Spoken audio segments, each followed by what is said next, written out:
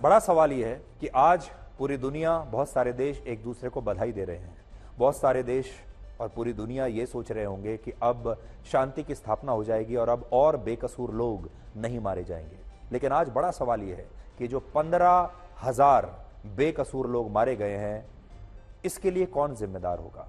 इसके लिए हमास जिम्मेदार है या इसके लिए इजराइल जिम्मेदार है? और क्या अब यह मान लिया जाए कि 7 अक्टूबर को हमास ने जो हमला इजराइल पर किया था, अब पूरी दुनिया ने उसे मान्यता दे दी है? पूरी दुनिया आज उस हमले को कैसे देखती है? उस हमले को वो एक आतंकवादी हमला मानती है या क्रांतिकारियों द्वारा अपना हक छीनने के लिए किया गया एक हमला मानती है? यह हमला क्या था, यह बात ना तो दुनिया स्पष्ट कर रही है, ना कोई देश यह स्पष्ट कर रहा है कि आखिर यह हमला क्या था। क्या यह हमला शांति स्थापित करने के लिए था? यह हमला किस मंशा से किया गया था? जो इस समय 7 अक्टूबर के हमले की तस्वीरें आप देख रहे हैं, क्या यह आतंकवादी हमला नहीं था? और इस आतंकवादी हमले के लिए हमास के आतंकवादियों को दुनिया ने क्या सजा दी है अभी तक?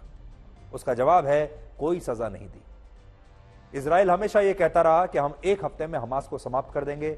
हमास आज भी समाप्त नहीं हुआ, और अगर हो भी जाता तो थोड़ी ही दिन के बाद हमास के आतंकवादी किसी दूसरे नाम से फिर से आ जाते, जैसा कि हर बार होता रहा है। और आज आप अगर देख लीजिए, अफगानिस्तान में तालिबान की सरकार है, हमास राजनीति में प्रवेश कर चुका है, इसके अलावा हूथी भी राजनीति में प्रवेश कर चुका है। और धीरे धीरे धीरे कैसे दुनिया भर में आतंकवादियों को एक कानूनी मान्यता प्राप्त हो रही है, कैसे धीरे धीरे आतंकवादी अब सरकार में आने लगे हैं, कैसे चुनाव लड़ने लगे हैं, ये आप देख रहे हैं। इसलिए आज पूरी दुनिया के लिए एक ये बहुत बड़ा संदेश है, और ये बधाई देने की बात नहीं है। आज जो कुछ हुआ है, इसका असर आपको आने वाले कुछ महीनों में या कुछ वर्षों में आगे देखने को मिलेगा, क्योंकि इससे आतंकवादियों की जो हिम्मत है अब वो बहुत बढ़ जाएगी। आतंकवादी सरकारों की तरह काम करना शुरू कर देंगे। आतंकवादियों की जो सेना है वो देश की, अलग अलग देशों की सेना की तरह काम करना शुरू कर देंगे। और जैसा कि हम आपको पहले बताते आए हैं, ये एक धर्म युद्ध है। ये धर्म युद्ध था और यह धर्म के आधार पर लड़ा जा रहा था। और इस धर्म युद्ध को निर्णायक दौर में न ले जाकर, समाप्त न करके इसमें अगर समझौता किया गया है, इसका मतलब यह है कि यह धर्म युद्ध अब आगे भी ऐसे ही जारी रहेगा।